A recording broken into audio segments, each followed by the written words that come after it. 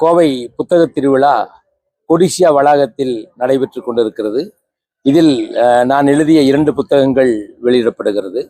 ஒன்று வெற்றி உங்கள் பக்கம் என்ற தன்னம்பிக்கை கருத்துக்களின் குவியலாக வெற்றி உங்கள் பக்கம் நூல் வெளிவருகிறது. இன்னொன்று இதயத்தின் ஓசை என்ற கவிதை நூல் வெளிவருகிறது. கவிதையும் கட்டுரையும் 2 நூல்கள் இங்கே வெளிவருகிறது. இதுவரையில் 80க்கும் மேற்பட்ட நூல்களை நான் எழுதியிருக்கிறேன்.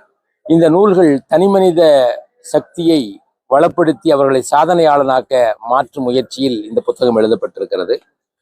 தொட்டு தொட்டு பார்த்தால் வெறும் காகிதம், தொடர்ந்து படித்தால் அது வெற்றியின் ஆயுதம் என்பதை உள்ளடக்கி தனிமனித முன்னேற்றத்திற்கான லட்சியம், தொடர் முயற்சி, தன்னம்பிக்கை, விடாமுயற்சி, தோல்விகளிலிருந்து கற்றுக்கொண்டு முன்னேறுவது, சூழ்நிலையை சாதகமாக மாற்றி அமைத்துக் கொள்வது, தனிமனித எழுச்சி, கூட்டு முயற்சி என்ற கருத்துக்கள் எல்லாம் உள்ளே சேர்க்கப்பட்டிருக்கிறது.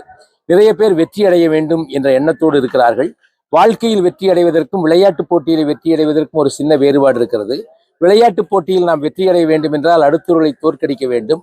வாழ்க்கையில் வெற்றி அடைய வேண்டும் என்றால் நம்மோடு பயணப்படக்கூடிய மற்றவர்களை வெற்றியடைய செய்தால்தான் நம்மால் வெற்றி அடைய முடியும் என்ற கருத்தை உள்ளே வைத்து இந்த நூல் எழுதப்பட்டிருக்கிறது.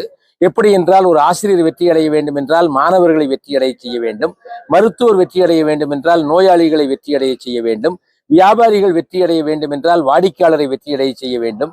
எழுத்தாளர் வெற்றியடைய வேண்டும் என்றால் வாசகரை வெற்றியடைய செய்ய வேண்டும். ஆக நம்முடைய வெற்றி என்பது நம்மை சார்ந்திருக்கக்கூடிய சமுதாயத்தையும் நாம் சார்ந்திருக்கக்கூடிய நிறுவனத்தையும் வெற்றியடைய செய்வதில் தான் வெற்றி இருக்கிறது என்ற கருத்தை உள்ளடக்கிய 2 புத்தகங்கள் இங்கே வெளியிடப்பட்டது.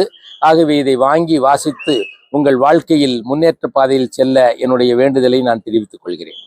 எல்லா புக்குமே சமுதாயத்திற்கு பயன்படக்கூடிய கருத்தாக இருக்க வேண்டும் என்பதில் நோக்கமாக இருக்கிறேன். என்னுடைய பேனா தலை குனிகிற பொழுது இந்த சமுதாயம் தலை நிமிர வேண்டும் என்ற உள்நோக்கத்தோடு இந்த கவிதையும் கட்டுரைகளும் எழுதப்படுகிறது.